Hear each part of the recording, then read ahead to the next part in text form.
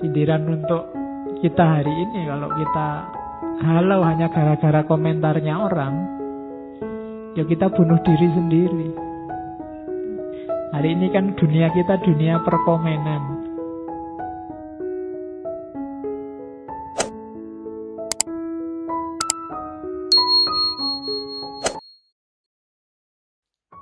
Assalamualaikum warahmatullahi wabarakatuh. Kalau kita mendengarkan komentar orang, padahal kita sudah merasa benar, kok hasilnya kita bingung, kita mirip ceritanya Nasruddin ini. Wong tadi di awal sudah yakin, hanya dengar komentarnya temanmu yang satu itu atau musuhmu yang satu itu, sekarang kamu goyah. Padahal di situ ajaran utamanya apa? Benar atau salah, pantas atau tidak pantas, itu kan perspektif. Yang paling baik sekalipun bisa kamu bunyikan jeleknya. Yang jelek bisa kamu bunyikan baiknya. Tergantung caramu membaca. Kalau ada temanmu rajin ke masjid, bisa kamu sebut dia ala pamer. Aku soleh tapi tidak tak pamer-pamerin gitu.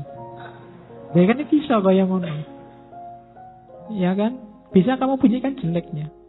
Ada temanmu lulus paling awal kumlot, alah lulus kumlot gak jaminan masa depan. Loh iya kan? Akhirnya kamu yang kumlot gak jadi seneng. Kalau kamu gak yakin dengan kebenaranmu sendiri, tiap hari hidupmu akan sumpek. Dan itu pelajaran luar biasa dari Nasruddin. Ya harus punya prinsip dong. Tidak semua omongannya orang didengarkan. Itu Nasruddin terus nasihati anaknya, nak, nanti kalau kamu memiliki keledai, jangan pernah mencukur bulu ekornya di depan orang lain. Beberapa akan berkata, kamu memotong terlalu banyak. Sementara yang lain berkata, kamu memotong terlalu sedikit. Jika kamu ingin menyenangkan semua orang, pada akhirnya keledaimu tidak akan punya ekor sama sekali. Kan sindiran untuk kita hari ini, kalau kita halau hanya gara-gara komentarnya orang, ya kita bunuh diri sendiri. Hari ini kan dunia kita dunia perkomenan. Facebook, WhatsApp, Instagram, Twitter, itu bahkan berita itu kan isinya komen. Kamu lihat kadang-kadang berita nggak kamu baca, langsung kamu jujuk komennya. Ya kan? Nasihatnya Nasruddin, kalau kamu sibuk dengan komentar orang, kamu bunuh diri. Pada akhirnya kudamu tidak akan punya ekor. Itu cerdiknya, pinternya Nasruddin. Ada cerita yang tidak saya bawa ke sini. Jadi satu ketika Nasruddin ini sama Timur Leng diadu sama filosof terkenal. Pokoknya filosof ini pinter, tidak bisa kalah. Jadi Timur Leng undang Nasruddin, katanya kamu ini orang bijaksana.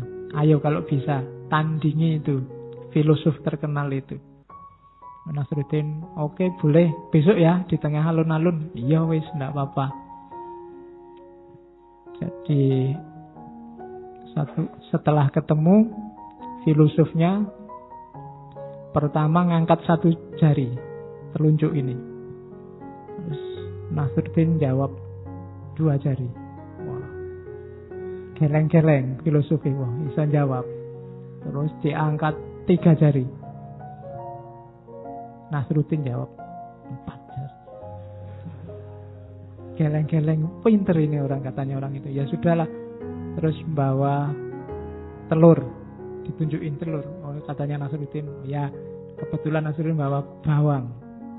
Orangnya juga geleng-geleng. Kok bisa jawab terus ya? Akhirnya saya nyerah raja. Pinter ini Nasruddin, aku tidak bisa. Semua yang iki ngomong apa tuh orang berdua ini? Kok cuma ngasih isyarat, sekarang yang satu nyerah. Katanya filosof itu, ini Nasruddin ini pinter. Saya ngangkat jari satu, maksudnya hanya ada satu Tuhan. Nasruddin jawab 2. Berarti dia jawab Tuhan inilah yang menguasai langit dan bumi. Pinter. Saya jawab 3. 3 ini maksudnya manusia ini hidup di 3 dunia. Sebelum lahir, saat di dunia, dan setelah mati. Nasruddin bisa jawab 4. 4 ini berarti dia tahu yang saya maksud manusia. Dan manusia itu punya 4 unsur. Yang pertama air, api, udara, dan angin.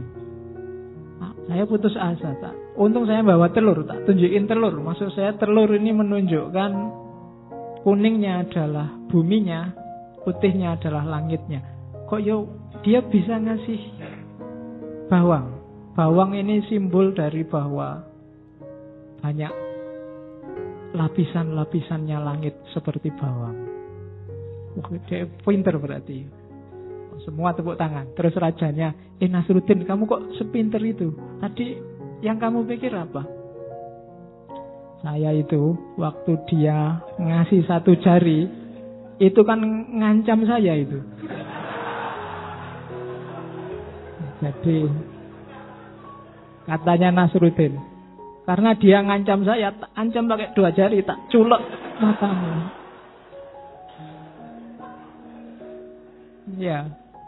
Terus dia ngancam lagi, mau mukul saya 3 kali. Ya tak balas, tak pukul 4 kali kalau kamu nah, katanya karena saya sudah ngancam dia mukul 4 kali, akhirnya dia nyerah, ingin bersahabat, ngasih telur. Ya tak kasih bawang.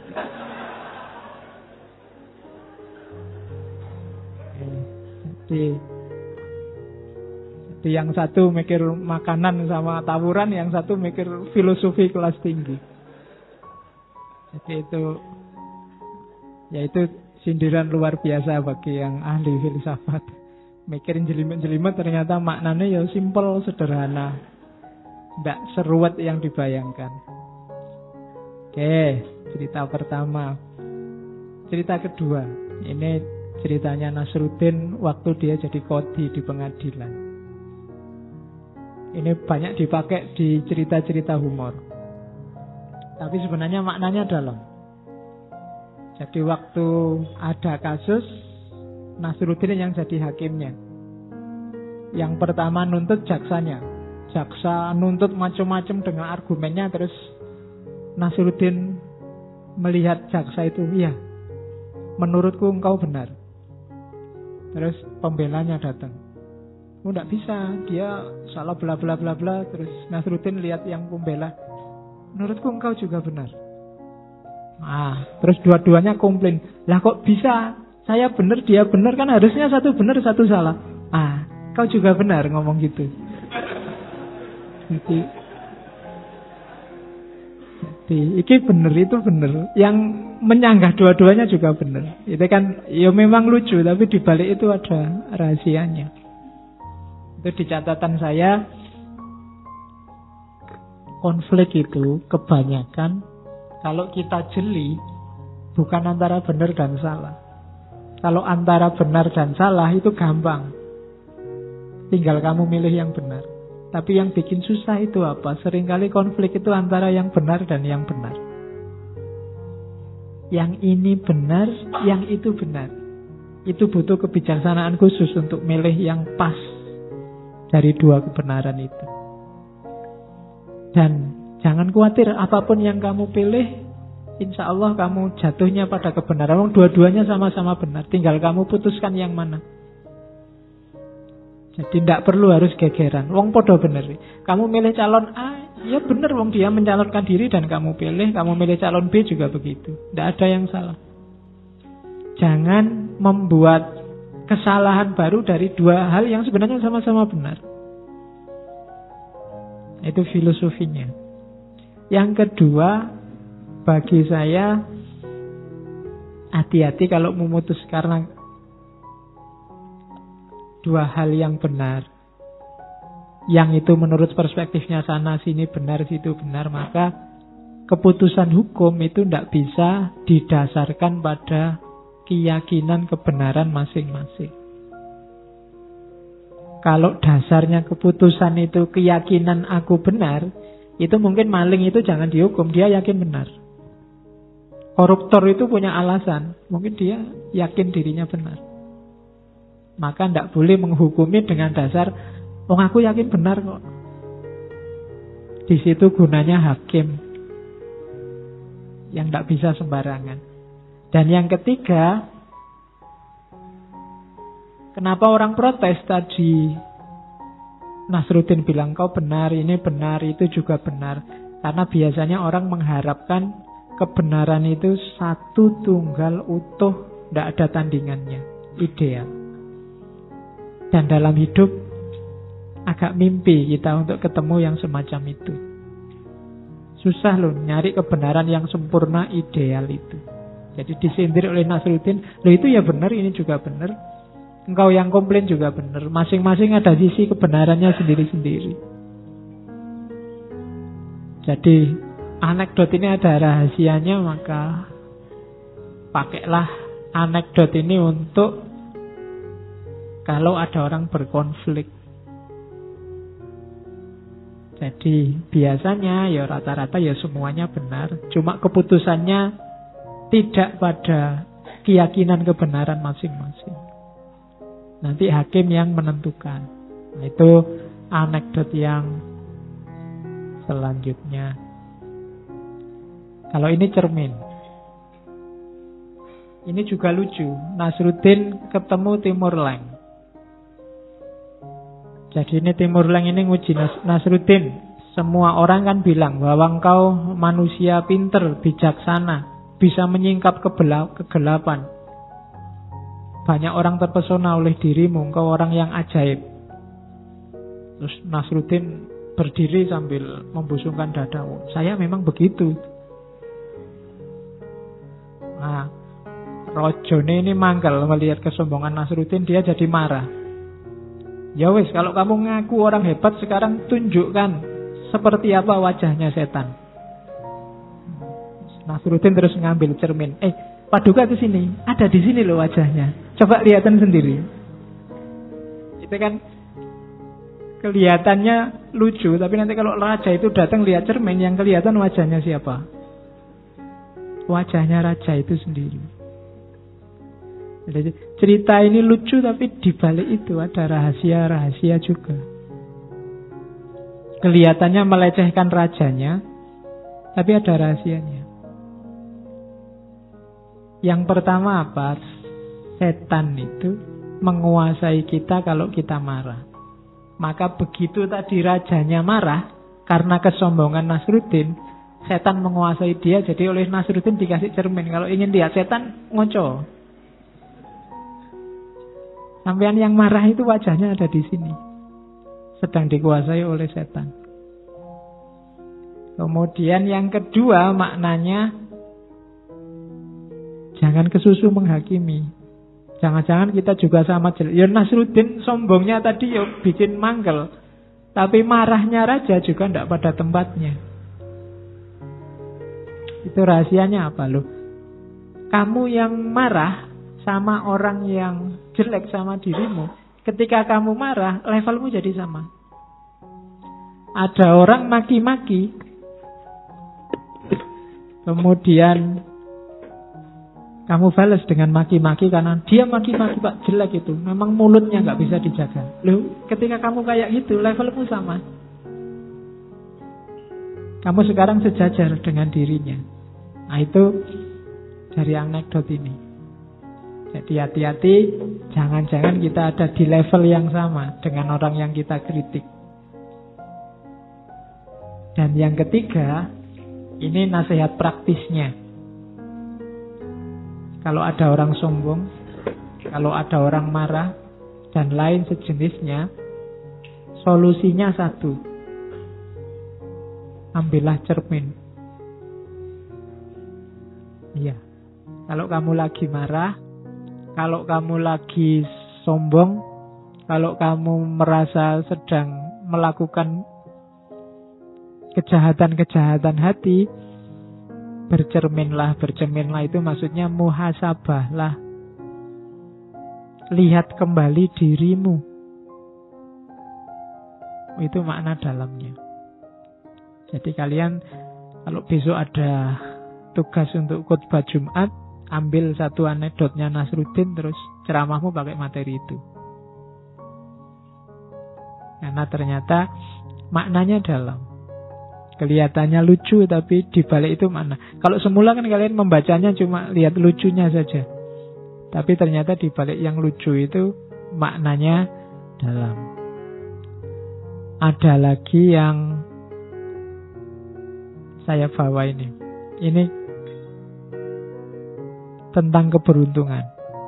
Suatu hari ada orang debat sama Nasruddin, tidak selesai-selesai, terus bilang gini, oke Nasruddin, kita ambil koin untuk menentukan siapa yang benar. Terus Nasruddin jawab, oke, kalau gambar kepala katanya Nasruddin, aku menang. Tapi kalau gambar ekor, kamu kalah. Itu kalau dipikir dalam kan menang-menangan itu Nasruddin. Jadi apapun yang terjadi ya sing menang Nasruddin. Karena kalau gambar kepala Nasruddin menang, kalau gambar ekor temannya kalah. Lek padha wae. Oke, ya ini sindiran bahwa kalau orang cerdas itu selalu bisa punya cara untuk menang. Yang paling kelihatan itu. Cuma ada nasihat kedua. Bahwa kadang-kadang dalam hidup ini apapun yang terjadi, kita tidak mungkin menang. Kayak temannya Nasruddin tadi. Kenapa begitu? Karena rumusnya sejak awal sudah salah. Jadi, pedoman hidup kita sudah salah. Maka apapun yang kita lakukan, kita tidak akan menang. Kalau bisa, berusahalah kayak Nasruddin. Nasruddin itu apapun yang dia lakukan, dia mesti menang. Jadi cari jalan yang apapun yang terjadi engkau menang. Meskipun kelihatannya gagal dan kalah. Cari pintu yang menunjukkan bahwa sebenarnya engkau tidak kalah tapi engkau tetap menang. Rancang sendiri kesuksesanmu. Kalau harus gambling, kalau harus bertanding, terjunlah ke lapangan kalau sudah yakin menang. Apapun yang terjadi, itu rumus dari Nasruddin. Oke, ini juga ada hikmah dari Nasruddin. Jadi satu ketika ada orang meninggal, pas di situ ada pengembara, traveler, musafir yang lewat, terus ketemu Nasruddin.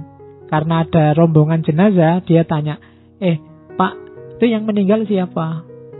Nasruddin jawab, tidak tahu ya, kelihatannya yang di dalam keranda itu yang meninggal.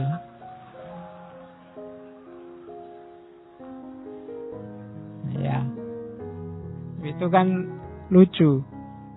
Ya yang jelas rahasianya yang pertama, ya Nasruddin jujur. Ya dia taunya itu, tidak tahu detailnya.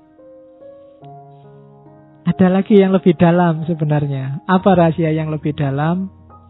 Kalau orang sudah meninggal, identitas dan status saat ia hidup tidak penting lagi. Apakah itu yang meninggal Pak Lurah, apa Pak RT, Pak RW, apakah yang meninggal Presiden, tidak penting lagi. Statusnya sudah sama sekarang, jenazah. Ada yang lebih dalam lagi, yang ketiga. Itu tadi kan dia musafir, bukan orang situ. Meskipun Nasruddin ngomong yang meninggal Abdullah, yang meninggal Nasruddin, yang meninggal siapapun, dia ya tidak kenal, wong dia bukan orang situ. Jadi pertanyaannya sudah salah. Apa untungnya dia tahu wong dia bukan orang situ? Jadi pertanyaan yang salah, ya jawabannya jadinya salah. Itu dari anekdot selanjutnya. Nah ini yang paling banyak diceritakan tentang tetangganya yang mau pinjem keledai. Jadi satu ketika tetangganya mau pinjem keledai ke Nasruddin. Terus Nasruddin bilang, wah keledainya tidak ada, baru dipinjem orang lain. Tiba-tiba keledainya meringkik, bunyi. Tetangganya, kamu bohong lah, itu bunyinya keledaimu. Loh, Kamu itu percaya keledai apa percaya saya?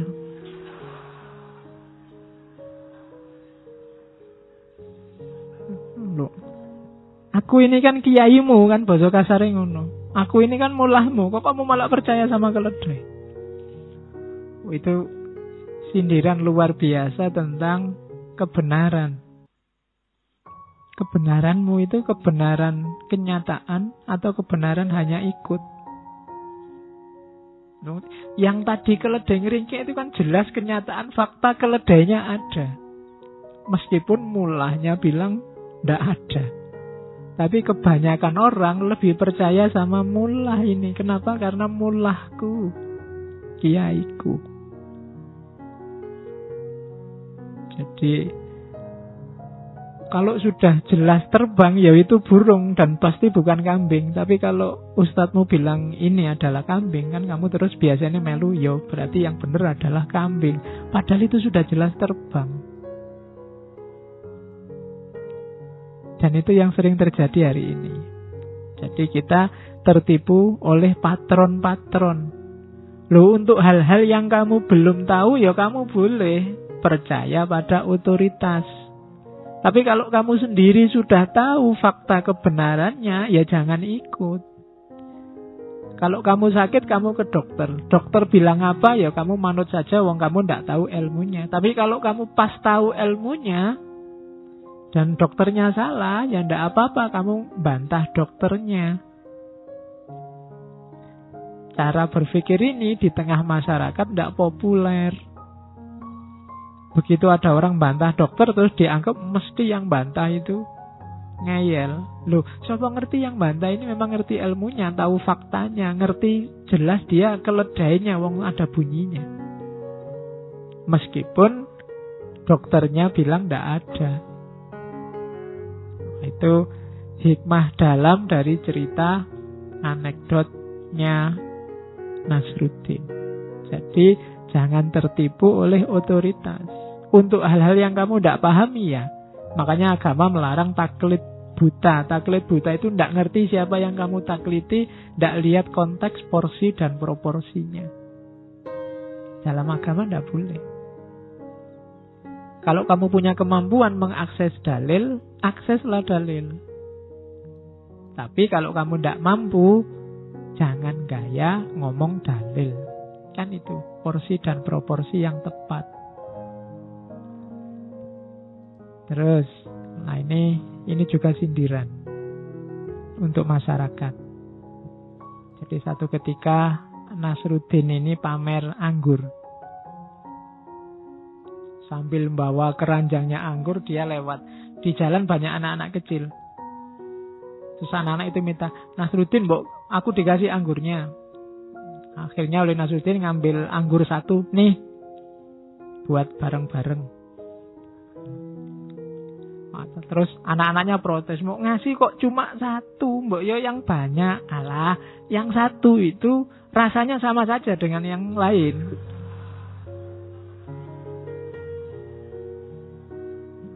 Jadi tidak ada bedanya. Kamu pokoknya makan satu ini sudah ngerti lah rasanya, nggak perlu banyak-banyak ngapain.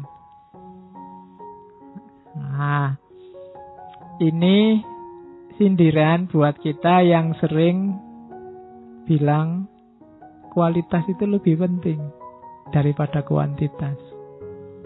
Apa iya? Pak, saya sedekah 5.000 enggak apa-apa, yang penting ikhlas, daripada 100.000 tapi enggak ikhlas. Kalau takmir masjidnya 100.000 aja, enggak ikhlas, enggak apa-apa. Kan begitu.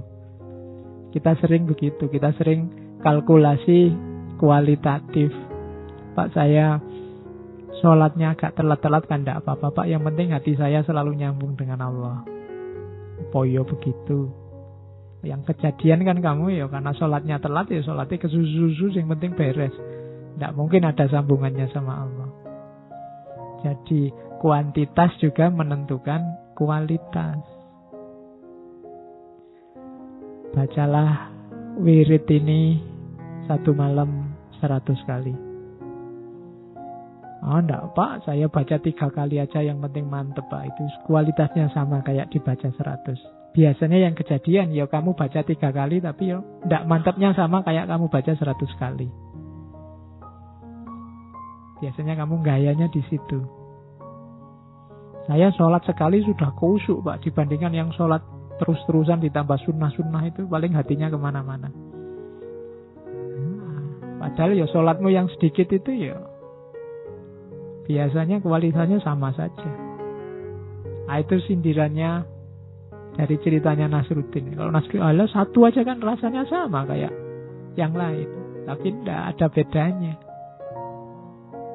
Jadi kuantitas tidak sama dengan kualitas. Dan tidak selalu kualitas lebih penting daripada kuantitas.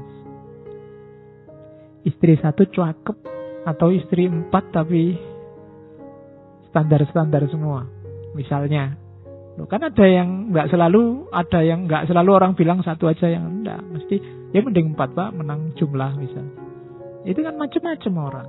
Jadi rumus bahwa kualitas selalu lebih penting dari kuantitas enggak selalu relevan. Lihat kasusnya. Alana kamu 1 bulan sudahlah uang sakunya 50.000 saja. Asal kamu beli yang bergizi-bergizi kan enggak apa. Kalau kamu kan enggak, ya harusnya ya tetap 1 juta tapi yang bergizi-bergizi. Jadi ya banyak, ya ikhlas. Bukan hanya kualitasnya saja. Itu cerita selanjutnya. Nah ini cerita tentang Nasruddin yang jadi guru sufi. Jadi Nasruddin itu biasanya murid-muridnya di belakangnya terus membaca wirid bareng-bareng. Kalau itu kan wiridnya wiridnya sufi. Sambil teriak, sambil lalu bareng-bareng dan lewat di tengah-tengah pasar. Terus orang pasar tanya, Nasruddin, kamu ini lagi ngapain sama muridku, sama murid-muridmu? Loh, sekarang aku jadi syekhnya sufi. Mereka ini murid-muridku. Aku yang bantu mereka dapat pencerahan. Makanya di tengah pasar pun bareng-bareng wiridan mungkin Allah, la ilaha illallah bareng-bareng keras-keras. Sambil loncat-loncat. Mungkin kalau sekarang sambil geleng-geleng. Terus pertanyaannya temannya, loh, terus pedomannya apa? Ukurannya apa menurutmu? Mereka sudah tercerahkan atau belum? Katanya Nasruddin, loh itu gampang. Setiap pagi tak hitung jumlahnya muridku. Nah, kalau berkurang, ada yang tidak datang, berarti sudah ada yang tercerahkan.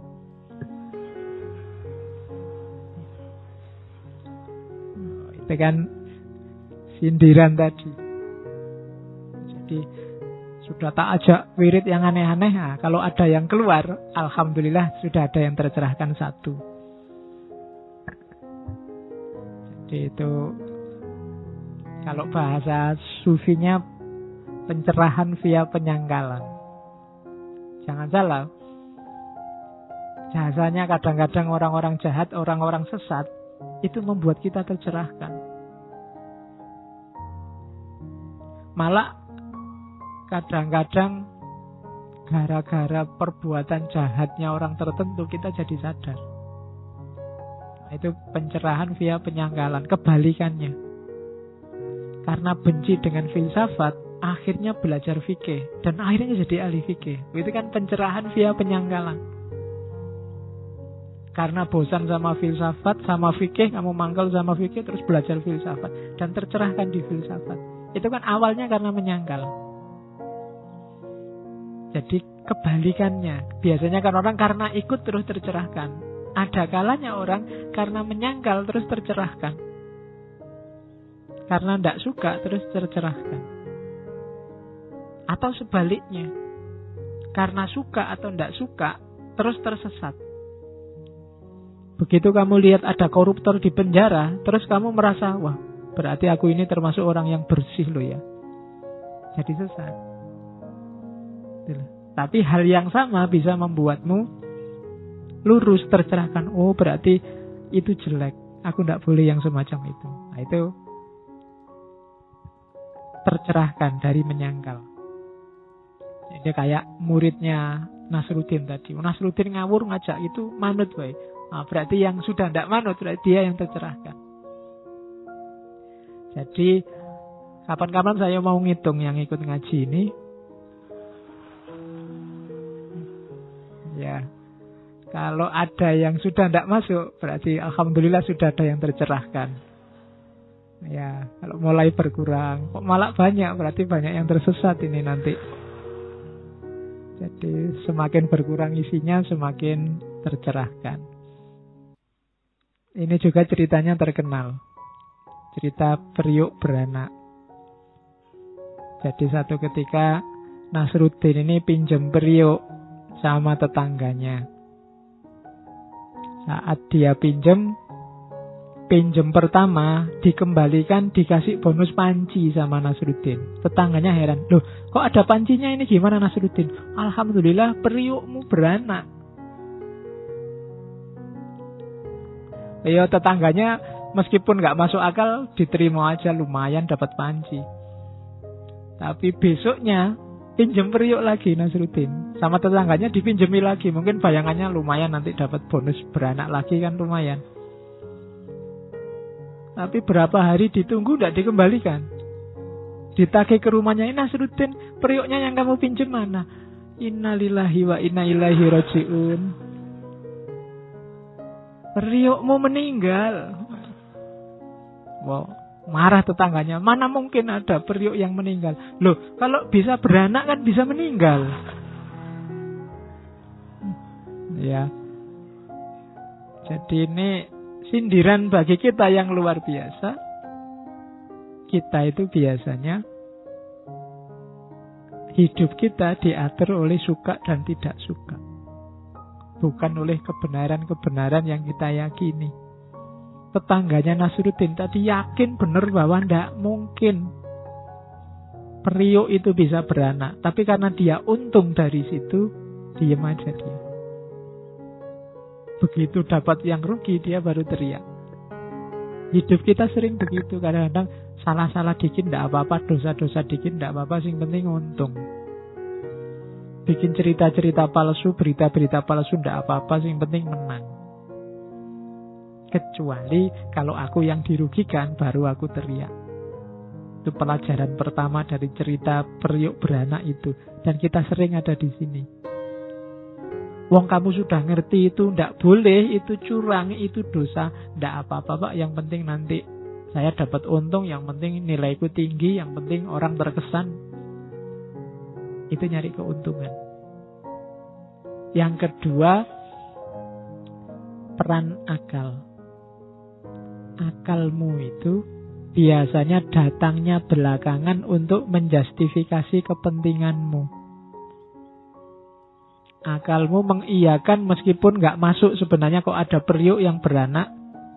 Tapi kemudian dia menyangkal ketika periuknya bisa meninggal. Padahal secara logis harusnya bisa beranak, bisa meninggal. Tapi kamu beda pandangan, kenapa? Karena beda kepentingan.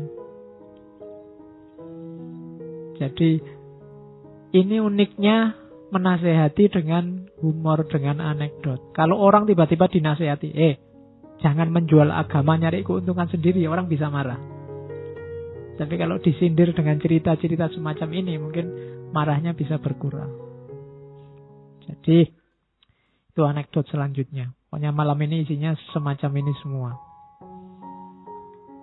Terus cerita selanjutnya, kekuatan yang tidak berubah. Nasruddin itu satu ketika umuk itu sombong pada tetangganya. Katanya Nasruddin yang sudah tua, kekuatanku itu sejak muda sampai sekarang tidak berubah-berubah. Tetangganya, masa, sudah tua, ya harusnya lebih lemah. Enggak, katanya Nasruddin. Lah buktinya apa? Depan rumah itu ada batu besar. Dulu waktu muda aku tidak kuat ngangkat. Sekarang juga tidak kuat ngangkat juga. Berarti kan kekuatanku sama kayak waktu muda, tidak berubah-berubah.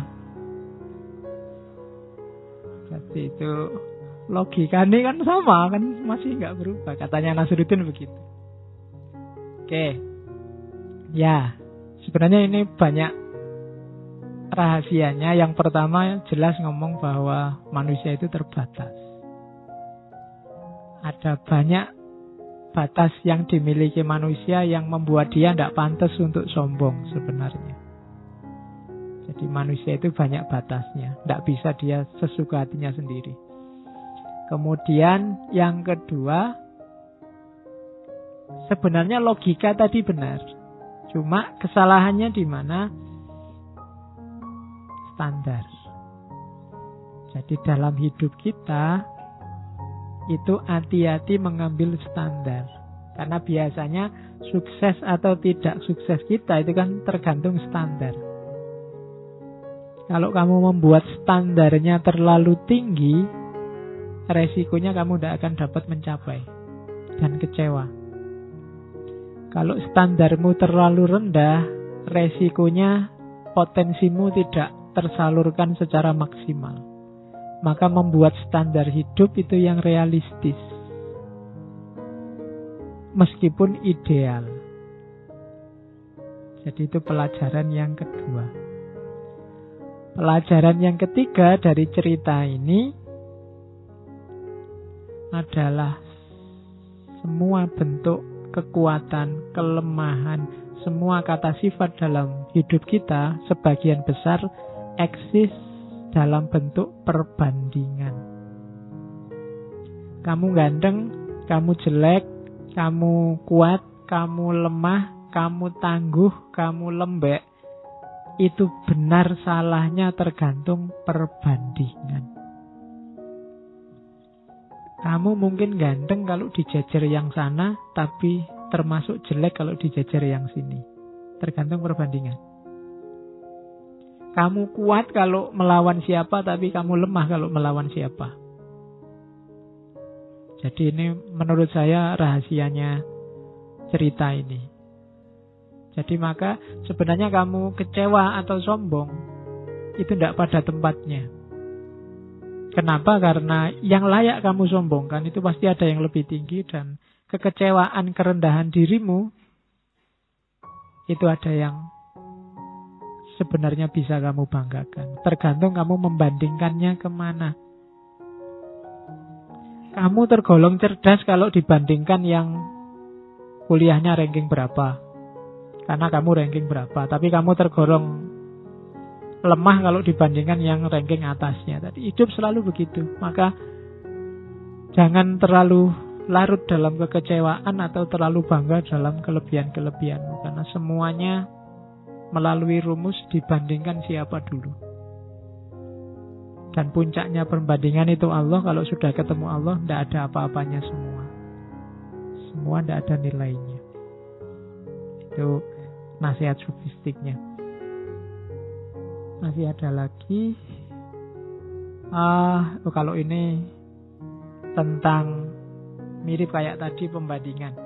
Cuma tentang perjalanan.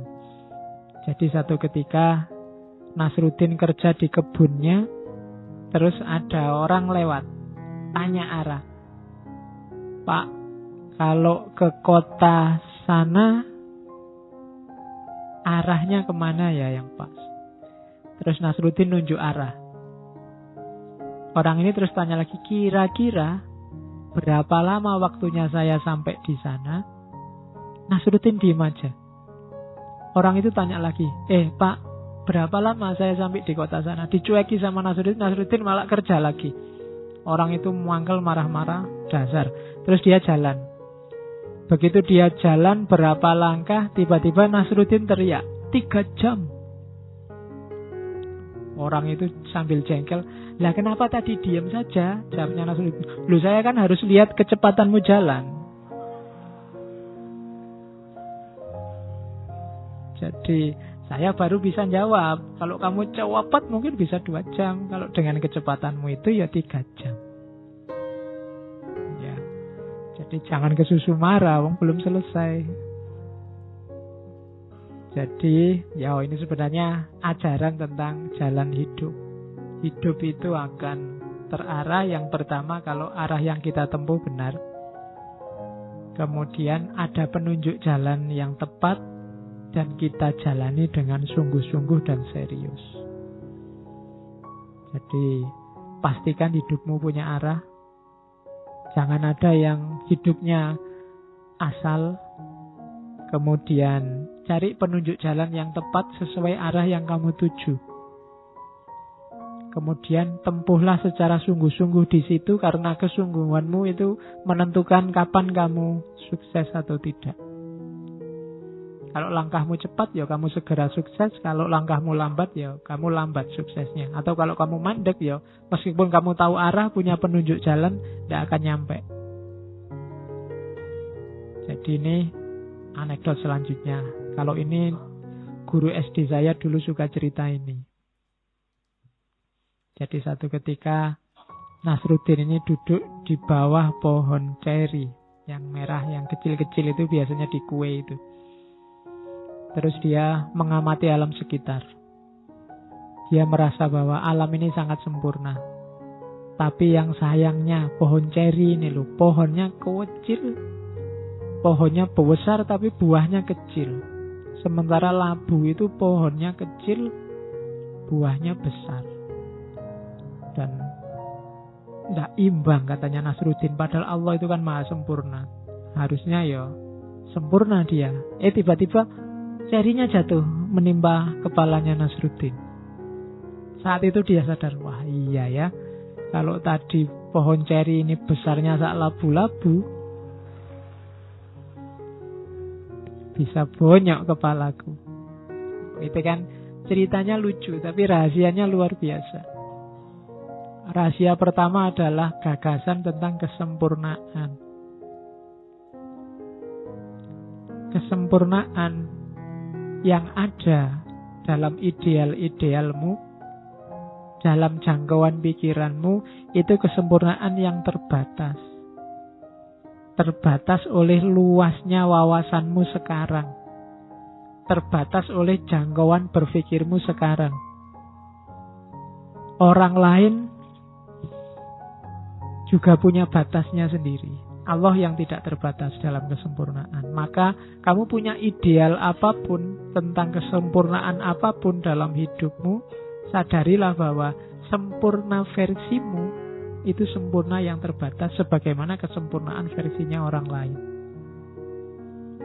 Jadi yang pertama itu, makanya ngertinya ya kalau buah ceri itu eman-eman pohonnya besar, buahnya kok kecil-kecil. Tapi begitu jatuh baru sadar ada rahasianya. Ternyata pikirannya tadi nggak nyampe sampai ke sana, terbatas. Sekarang baru tahu. Makanya saya bilang terus gali pengetahuan, terus cari ilmu, biar pikiranmu nyampe.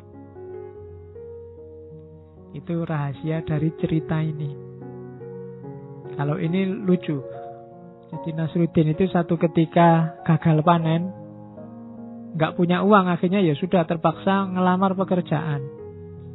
Nah, waktu ngelamar pekerjaan ditanya sama juragannya yang mau mempekerjakan, kamu bisa nulis apa membaca? Jawabnya Nasruddin, saya tidak bisa baca, tapi saya bisa nulis. Terus tuannya bilang, oke, kalau gitu coba kamu nulis. Nulis Nasruddin panjang. Tuannya bingung, ini nulis apa tuh ya? Nggak jelas tulisannya, nggak bisa dibaca. Tuannya bilang, stop. Kamu itu nulis apa? Coba kamu baca. Loh, tadi kan saya sudah bilang, saya bisa nulis, tapi tidak bisa baca. Jadi dia nulis wakah gitu. Juragannya bingung, nulis apa? Tidak bisa dibaca. Dia sendiri membaca. Loh, kan saya sudah bilang, nulis bisa, baca tidak bisa. Ya. Itu ceritanya lucu, tapi sebenarnya hikmahnya sangat filosofis. Banyak loh dalam hidup orang yang nulis bisa, tapi membaca tidak bisa. Yaitu orang-orang yang hidupnya asal, tidak punya refleksi, tidak pernah memikirkan tindakannya ini pas apa tidak, sesuai apa tidak. Dia tidak bisa membaca dirinya sendiri. Melakukan apa saja, tapi dia tidak mengukur perbuatannya, tidak mengukur tindakannya. Itu kayak orang yang bisa nulis, tidak bisa baca. Kamu kuliah itu tujuannya apa? Mau kemana? Untuk apa? Targetnya apa? Cita-citanya apa? Sudah dapat apa? Itu namanya membaca. Kamu kan gak pernah gitu, yang penting kuliah wae, sak kapoke. Apa-apa harus jelas. Karena kalau tidak jelas, kalian melakukan segala sesuatu secara asal. Dan itu mirip orang yang bisa nulis tapi tidak bisa baca. Oke, terus kalau yang ini tidak saya ceritakan rahasianya, kalian bisa menangkap sendiri. Jadi satu ketika ada seorang filosof lagi, ahli filsafat moral. Mungkin lulusannya ngaji filsafat. Ingin ketemu Nasruddin, karena katanya Nasruddin ini orang pinter bijaksana. Nah, terus diundanglah Nasruddin, kita ketemu yuk. Saya traktir, kita makan di restoran ikan bakar. Dibawalah ke restoran ikan bakar, terus membakar ikan. Pesen ikan 2. Cuma sama yang jual, besarnya ikannya tidak imbang. Yang satu ikannya besar, yang satu kecil. Begitu hidangannya keluar, Nasruddin cepat-cepat ngambil yang besar. Wah, si filosof ini, ahli filsafat moral ini geleng-geleng kepala.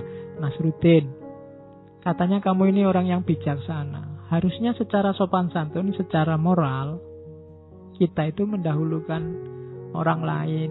Harusnya kita mengambil yang lebih kecil. Kalau aku dirimu, aku ngambil ikan yang lebih kecil dulu. Oh ya sudah, kalau gitu. Terus yang kecil dikasihkan ke dia. Ya. Jadi dia kan ingin jadi orang yang bermoral, ngambil yang lebih kecil. Ya sudah, dikasih yang lebih kecil. Oke, itu jarak antara moralitas dalam teori dengan moralitas dalam praktek. Standar moral itu biasanya kita pakai untuk orang lain, tidak untuk kita. Kalau saya ngomong jangan suka maki-maki orang lain, pikiran kita selalu untuk orang lain, tidak untuk kita. Jangan suka mencela orang yang beda pendirian sama kamu, pikiran kita selalu ke orang lain, tidak ke kita. Jadi standar moral selalu kita pakai ke orang lain. Ya kayak sahabatnya Nasruddin tadi, dia makainya ke Nasruddin, begitu dipakaikan ke dirinya sendiri, dia malah marah-marah. Jadi itu ukuran moral. Kalau ini juga sering diceritakan, satu ketika dia ngobrol sama hakim.